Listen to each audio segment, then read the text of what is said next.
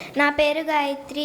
యస్య సర్వే సమారంభాః కామసంకల్పవర్జితాః జ్ఞానాగ్నిదగ్ధకర్మాణం తమాహుః పండితం బుధాః యదృచ్ఛాలాభసంతుష్టః ద్వంద్వాతీతో విమత్సరः సమః సిద్ధావసిద్ధౌ చ కృత్వాపి న నిబధ్యతే నహి జ్ఞానేన సదృశం పవిత్రమిహ విద్యతే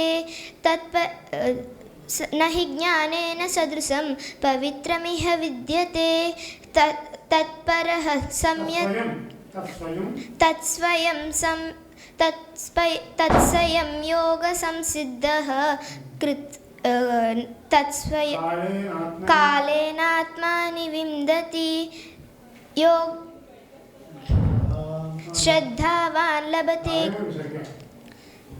శ్రద్ధావాన్ లభతే జ్ఞానం తత్పరః సంయతేంద్రియః జ్ఞానం లబ్ధ్వా పరాం శాంతిం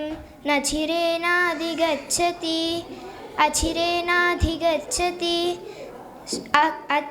అజ్ఞశ్చ శ్రద్ధానశ్చ సంశయాత్మా వినశ్యతి నాయం లోకోస్తి న పరో న సుఖం సంశయాత్మనః యోగయుక్తో విశుద్ధాత్మా విజితాత్మా జితేంద్రియః సర్వభూతాత్మా కుర్వన్నపి న లిప్యతే నైవ కించిత్ కరోమీతి యుక్తో మన్యేత తత్వవిత్ పశ్యన్ శృణ్వన్ స్పృశన్ జిఘ్రన్ అస్నన్ గచ్చన్ స్వపన్ శ్వసన్ ప్రలపన్ విసృజన్ గృహ్ణన్ ఉన్మిషన్ నిమిషన్నపి ఇంద్రియాణింద్రియార్థేషు వర్తంత ఇతి ధారయన్ బ్రహ్మణ్యాదాయ కర్మాణి సంగం త్యక్త్వా కరోతి యః లిప్యతే న స పాపేన పద్మపత్రమివాంభస కాయేన మనసా బుద్ధ్యా కేవలైరింద్రియైరపి యోగినః కర్మ కుర్వంతి సంగం త్యక్త్వాత్మశుద్ధయే. ధన్యవాదములు. నా పేరు యామి. యస్య సర్వే సమారంభాః కామసంకల్పవర్జితాః జ్ఞానాగ్నిదగ్ధకర్మాణం తమాహుః పండితం బుధాః యదృచ్ఛాలాభసంతుష్టః తమాహుః పండితం బుధాః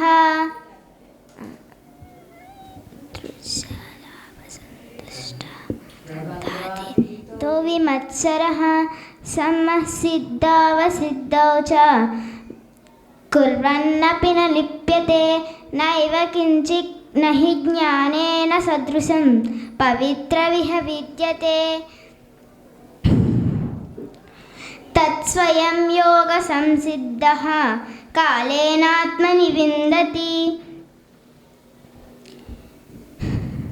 శ్రద్ధావాన్ లభతే జ్ఞానం తత్పరః సంయతేంద్రియః జ్ఞానం లబ్ధ్వా పరాం శాంతిం అచిరేనాధిగచ్చతి. అజ్ఞశ్చ శ్రద్ధానస్య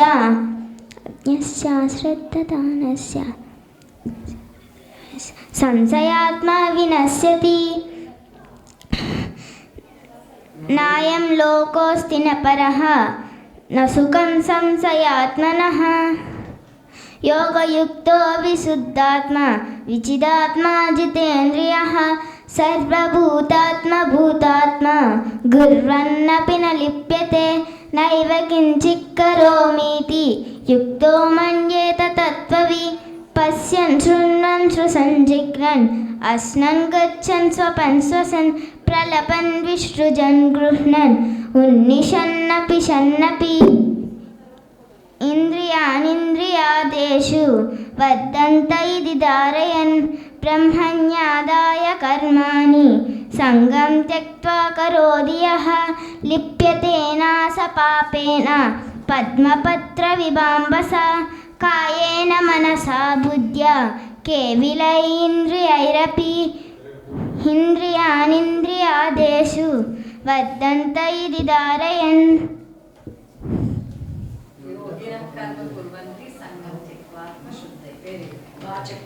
నా పేరు యన్నన్విత.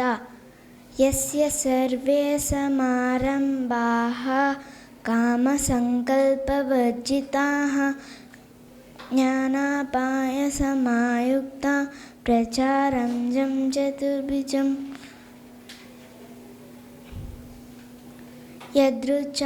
యదృచ్ఛాలాభసంతుష్టః ద్వంద్వాతీతో విమత్సరః ప్రాణాపాయ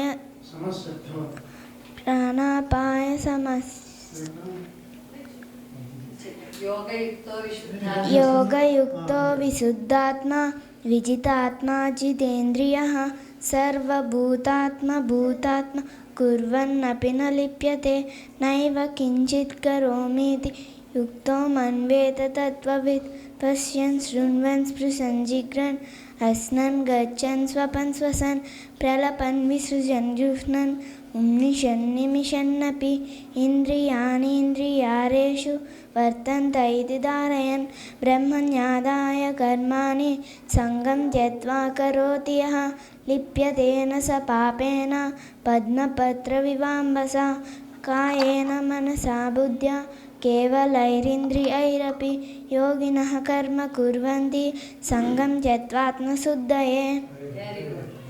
అందరికీ శుభోదయం. నా పేరు ఖుషి. యస్య సర్వే సమారంభాః కామసంకల్పవర్జితాః జ్ఞానానిదత్తకర్మాణం తమాహుః పండితం బుధాః యదృచ్ఛాలాభసంతుష్టః ద్వంద్వాతీతో విమత్సరః నమః సిద్ధావసిద్ధౌ చ కృత్వాపి న నిబధ్యతే నహి ధ్యానేన సదృశం పవిత్రమిహ విద్యతే తత్స్వయం యోగ సంసిద్ధః కాలేనాత్మని వింద్యతి శ్రద్ధావాన్ లభతే జ్ఞానం తత్పరః సంయతేంద్రియః జ్ఞానం లబ్ధ్వా పరాం శాంతిం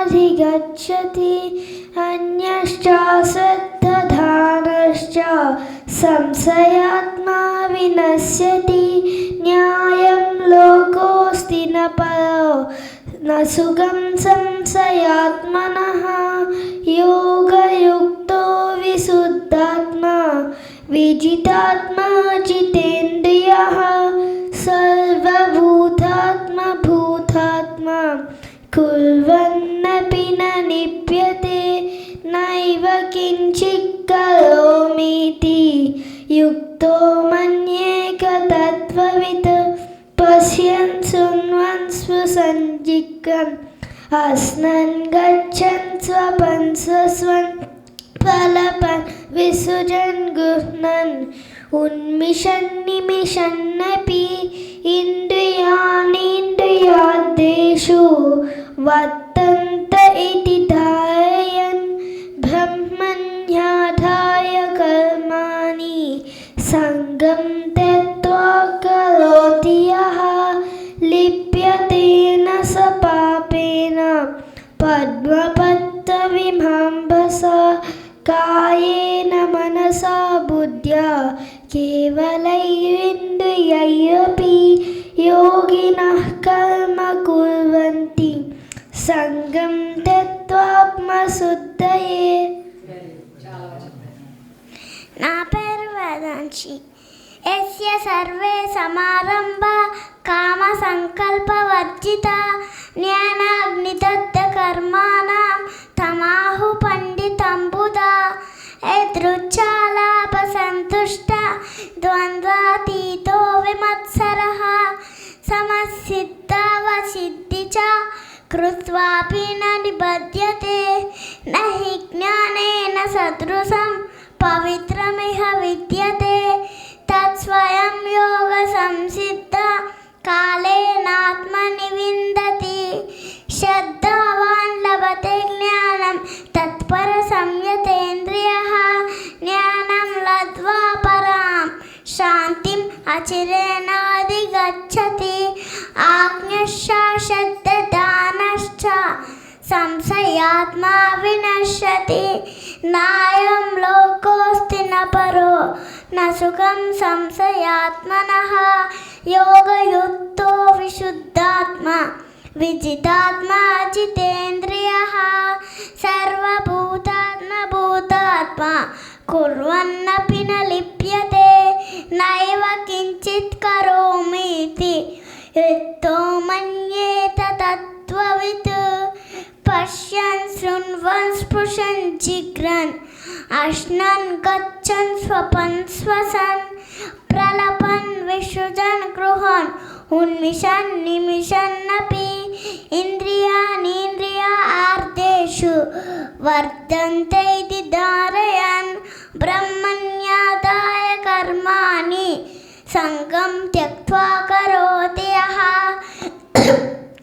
लिप्यते न स पापेन पद्मपत्रविवाम्बसा कायेन मनसा बुद्ध्या केवलैरिन्द्रियैरपि योगिनः कर्म कुर्वन्ति సంగం త్యక్త్వాత్మశుద్ధయే. అందరికీ నమస్కారం. నా పేరు హిమశ్రీ. నేను 4వ తరగతి విభాగం నుండి వచ్చాను.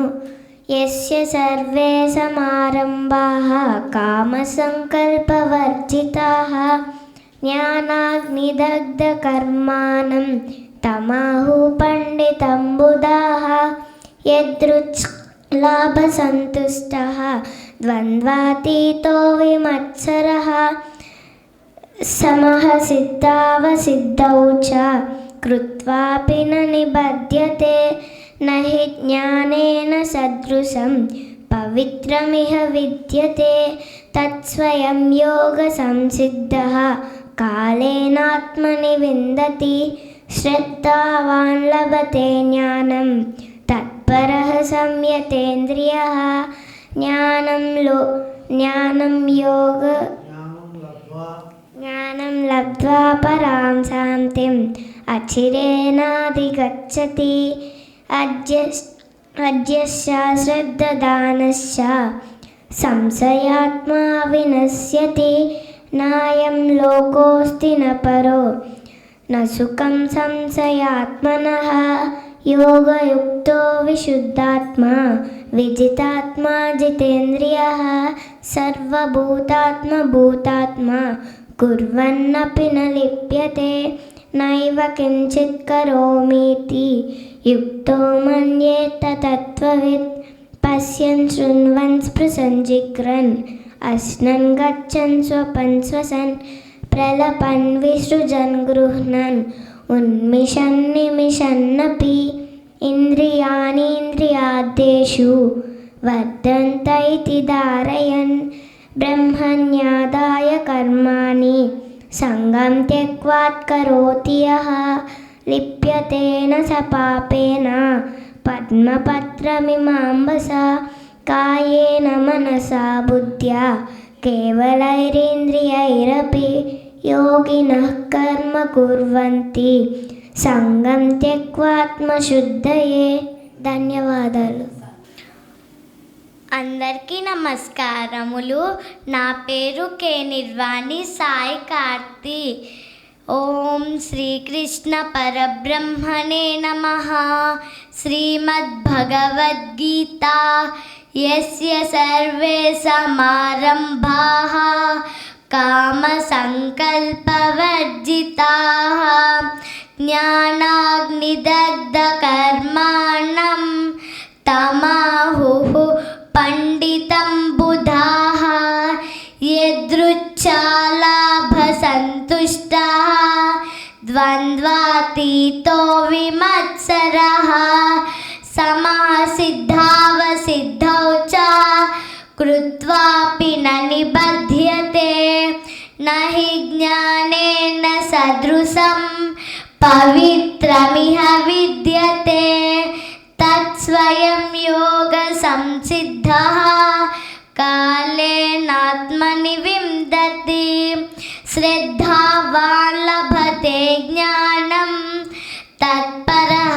సంయతేంద్రియః జ్ఞానం लब्ध्वा परां शान्तिम् अचिरेणाधिगच्छति अज्ञश्च श्रद्धदानश्च संशयात्मा विनश्यति नायं लोकोऽस्ति न परो न सुखं संशयात्मनः योगयुक्तो विशुद्धात्मा विजितात्मा जितेन्द्रियः सर्वभूतात्मा भूतात्मा कुर्वन्नपि न लिप्यते नैव किञ्चित् करोमीति युक्तो मन्येत तत्त्ववित् पश्यन् शृण्वन् स्पृशन् जिघ्रन् अस्नन् गच्छन् स्वपन् श्वसन् प्रलपन् विसृजन् गृह्णन्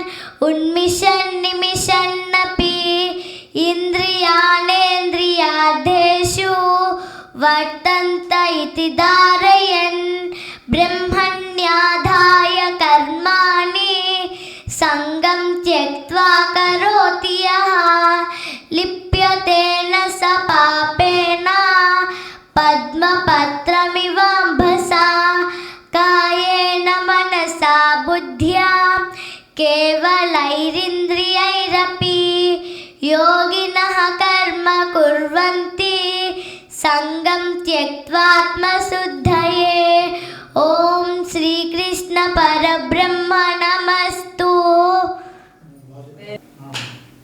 అందరికీ నమస్కారము. నా పేరు అభినవ్.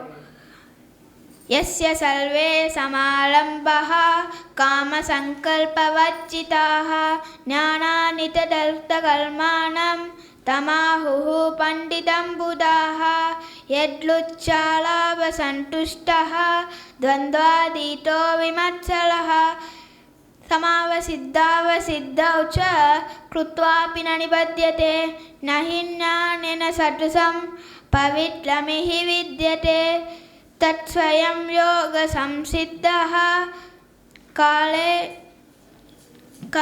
युक्ततमा मताः श्रद्धावान् लभते ज्ञानं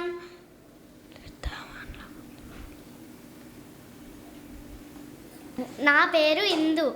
అందరికీ నమస్కారములు. నా పేరు ఇందు. ఓం శ్రీకృష్ణ పరబ్రహ్మణే నమః.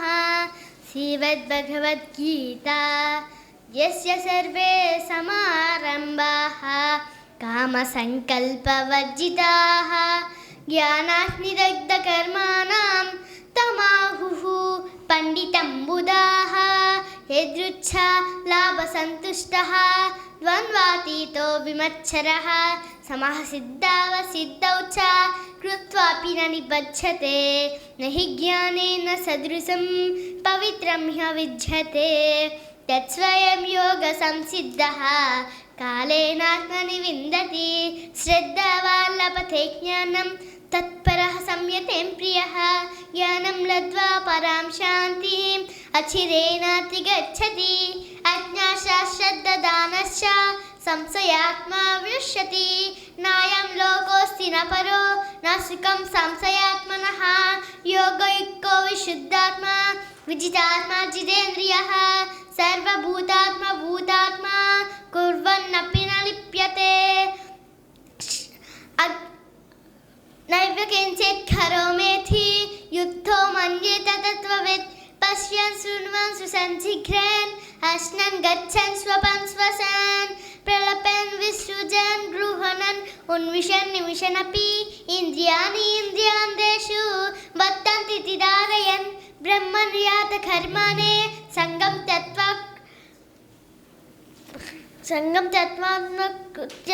కృత్యతి లిప్యతేన స పాపేన పద్మపత్రవివాంబసా కాయేన మనసా బుద్ధ్యా కేవలం ఇంద్రియైరపి యోగినః కర్మ కుర్వంతి సంగం త్యక్త్వా శుద్ధయే ఓం శ్రీకృష్ణ పరబ్రహ్మణమస్తు.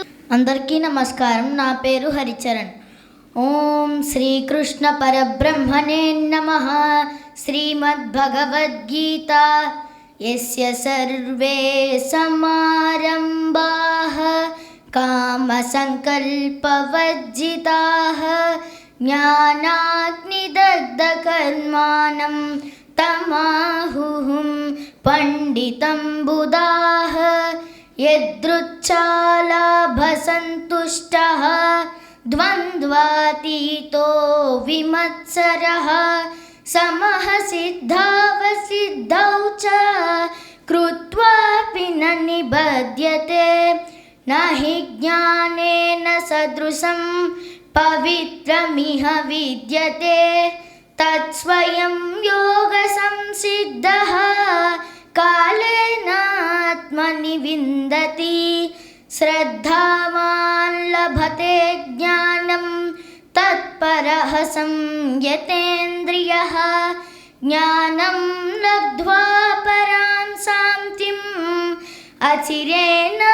अचिरेणाधिगच्छति अज्ञश्च श्रद्धदानश्च संशयात्मा विनश्यति नायं लोकोऽस्ति न परो न सुखं संशयात्मनः योगयुक्तो विशुद्धात्मा विजितात्मा जितेन्द्रियः सर्वभूतात्मा भूतात्मा कुर्वन्नपि न लिप्यते नैव किञ्चित् करोमीति युक्तो मन्येत तत्त्ववित् पश्यन् शृण्वन् स्पृशन् जिघ्रन् अस्नन् गच्छन् श्वसन् स्वपन् प्रलपन् विसृजन् गृह्णन् उन्मिषन् निमिषन्नपि इन्द्रियाणीन्द्रियार्थेषु वर्तन्त इति धारयन् ब्रह्मण्याधाय कर्माणि सङ्गं त्यक्त्वा करोति यः लिप्यते न स पापेन पद्मपत्रमिवाम्भसा कायेन मनसा बुद्ध्या केवलैरिन्द्रियैरपि योगिनः कर्म कुर्वन्ति संगं त्यक्त्वात्मशुद्धये। ఓం శ్రీకృష్ణార్పణమస్తు. అందరికీ నమస్కారము. నా పేరు నందితాదేవి. ఓం శ్రీకృష్ణ పరబ్రహ్మణే నమః. శ్రీమద్భగవద్గీత యస్య సర్వే సమారంభాః కామసంకల్పవర్జితాః జ్ఞానాగ్నిదగ్ధకర్మాణం తమాహుః పండితం బుధాః యదృచ్ఛాలాభసంతుష్టः ద్వంద్వాతీతో విమత్సరः సమః సిద్ధావసిద్ధౌ చ కృత్వాపి న నిబధ్యతే నహి జ్ఞానేన సదృశం పవిత్రమిహ విద్యతే తత్స్వయం యోగ సంసిద్ధః కాలేనాత్మని విందతి శ్రద్ధావాన్ లభతే జ్ఞానం తత్పరః సంయతేంద్రియః జ్ఞానం లబ్ధ్వా పరాం శాంతిం అచిరేణాధిగచ్చతి అజ్ఞశ్చ శ్రద్ధదానశ్చ సంశయాత్మా వినశ్యతి నాయం లోకోస్తి న పరో న సుఖం సంశయాత్మనః యోగయుక్తో విశుద్ధాత్మా విజితాత్మా జితేంద్రియః సర్వభూతాత్మ భూతాత్మా కుర్వన్నపి న లిప్యతే నైవ కించిత్ కరోమీతి యుక్తో మన్యేత తత్వవిత్ పశ్యన్ శృణ్వన్ స్పృశన్ జిఘ్రన్ అస్నన్ గచ్చన్ స్వపన్ శ్వసన్ ప్రలపన్ విసృజన్ గృహ్ణన్ ఉన్మిషన్ నిమిషన్నపి ఇంద్రియాణీంద్రియార్థేషు వర్తంత ఇతి ధారయన్ బ్రహ్మణ్యాదాయ కర్మాణి సంగం త్యక్త్వా కరోతి యః లిప్యతే న స పాపేన पद्मपत्रनिवाम्भसा कायेन मनसा बुद्ध्या केवलैरिन्द्रियैरपि योगिनः कर्म कुर्वन्ति संगं त्यक्त्वात्मशुद्धये। ఓం శ్రీకృష్ణ పరబ్రహ్మ నమస్తు. నా పేరు తోలేటి శాన్విత. ఓం శ్రీకృష్ణ పరబ్రహ్మణే నమః. శ్రీమద్భగవద్గీత యస్య సర్వే సమారంభః కామసంకల్పవర్జితాః జ్ఞానాగ్నిదగ్ధకర్మాణం తమాహుం పండితం పుదాః యతృచ్ఛాలాభసంతుష్టః ద్వంద్వాతీతో విమత్సరः సమః సిద్ధావసిద్ధౌ చ కృత్వాపి న నిబధ్యతే నహి జ్ఞానేన సదృశం పవిత్రమిహ విద్యతే తత్స్వయం యోగ సంసిద్ధః కాలేనాత్మని విందతి శ్రద్ధావాన్ లభతే జ్ఞానం తత్పరః సంయతేంద్రియః జ్ఞానం లబ్ధ్వా పరాం శాంతిం అచిరేణాధిగచ్చతి అజ్ఞశ్చ శ్రద్ధదానశ్చ సంశయాత్మా వినశ్యతి నాయం లోకోస్తి న పరో న సుఖం సంశయాత్మనః యోగయుక్తో విశుద్ధాత్మా విజితాత్మా జితేంద్రియః సర్వభూతాత్మా భూతాత్మా కుర్వన్నపి న లిప్యతే నైవ కించిత్ కరోమీతి యుక్తో మన్యేత తత్పవిత్ పశ్యన్ శృణ్వన్ స్పృశన్ జిఘ్రన్ అస్నన్ గచ్చన్ స్వపన్ శ్వసన్ ప్రలపన్ విసృజన్ గృహుణన్ ఉన్మిషన్ నిమిషన్నపి ఇంద్రియాణీంద్రియార్థేషు వర్తంత ఇతి ధారయన్ బ్రహ్మణ్యాదాయ కర్మాణి సంగం త్యక్త్వా కరోతి యః లిప్యతేన స పాపేన పద్మపత్రమివాంబసా కాయేన మనసా బుద్ధ్యా కేవలైరింద్రియైరపి యోగినః కర్మ కుర్వంతి సంగం త్యక్త్వాత్మశుద్ధయే. ఓం శ్రీకృష్ణ పరబ్రహ్మ నమస్తు. అందరికీ నమస్కారము. నా పేరు శ్రీ జానవిక. ఓం శ్రీకృష్ణ పరబ్రహ్మణే నమః.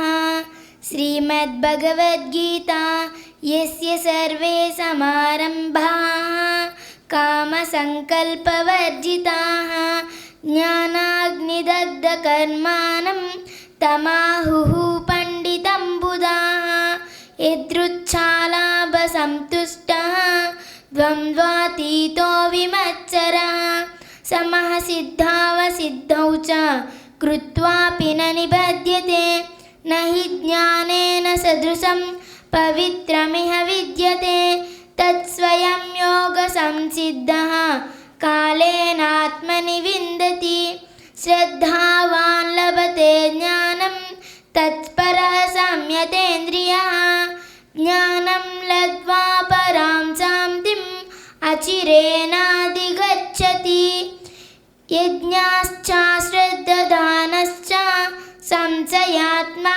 వినశ్యతి నాయం లోకోస్తి న పరో న సుఖం సంశయాత్మనః యోగయుక్తో విశుద్ధాత్మా విజితాత్మా జితేంద్రియః సర్వభూతాత్మా భూతాత్మా కుర్వనపి న లిప్యతే నైవ కించిత్ కరోమీతి యుక్తో మన్యేత తత్వవిత్ పశ్యన్ శృణ్వన్ స్పృశన్ జిఘ్రన్ అస్నన్ గచ్చన్ స్వపన్ శ్వసన్ ప్రలపన్ విసృజన్ గృహ్ణన్ ఉన్మిషన్ నిమిషన్నపి ఇంద్రియాణీంద్రియార్థేషు వర్తంత ఇతి ధారయన్